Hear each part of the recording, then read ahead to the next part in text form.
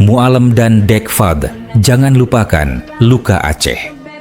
Hari ini, di bawah sorot lampu megah, di hadapan rakyat yang berharap penuh pasrah, kalian berdiri mengucap sumpah di atas tanah yang pernah basah oleh darah. Jabatan yang kau sandang hari ini bukan sekadar kursi empuk dan janji manis, tapi warisan dari nyawa yang telah pergi, dari tubuh-tubuh yang gugur tanpa tangis.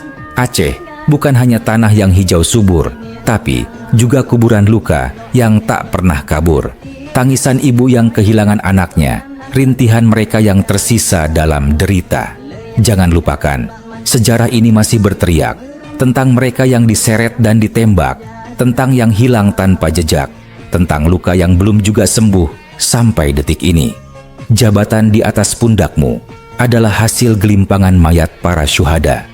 Mereka yang mati tanpa sempat melihat Aceh berdiri. Mereka yang dikuburkan tanpa nama dan arti.